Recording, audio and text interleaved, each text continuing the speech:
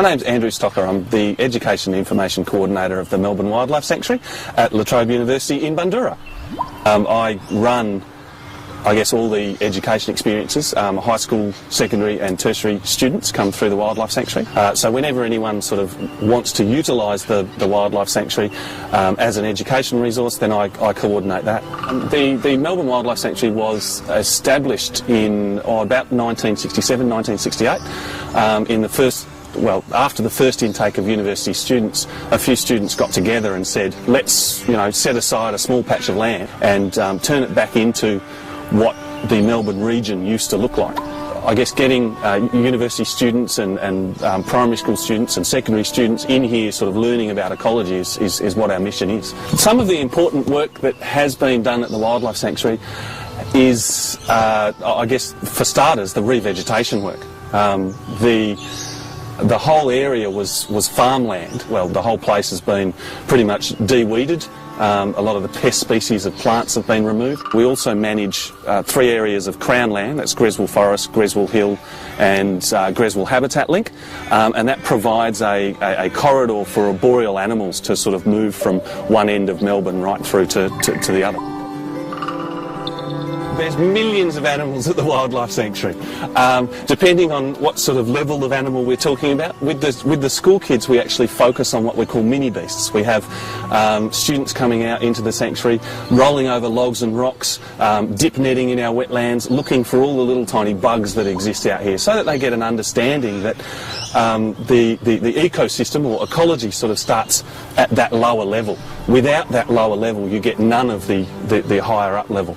We've got things like kangaroos, echidnas, loads and loads of bird life. So out on our wetlands over here, we've got white-faced herons, rufous herons, lots and lots of wood ducks, the purple swamp hens. The nesting boxes, I guess, are the substitute habitat. We call them the commission-style housing rather than the 5-star. Obviously, the 5-star is the hollow that would exist in the tree that takes around about 100 years to develop. So these houses are for animals like sugar gliders, ringtail possums, brushtail possums, ducks, kookaburras. Basically any animal that requires that hollow habitat up in a nice big red gum. The Wildlife Sanctuary's main mission at this stage is to replace a 40-year-old fence.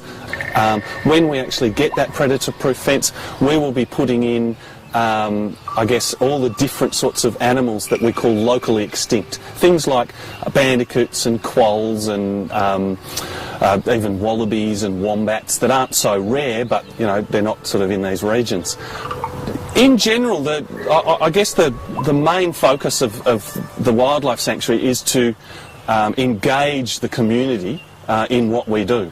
So staff members can get involved by volunteering at the Wildlife Sanctuary through either CVA or through the Friends of the Wildlife Reserves group.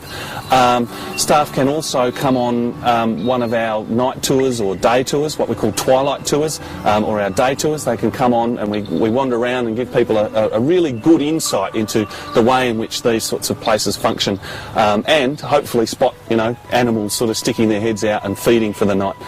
It is open from 10 till 3 Monday to Friday, and also on Sundays. You are more than welcome to basically just come in for a wander.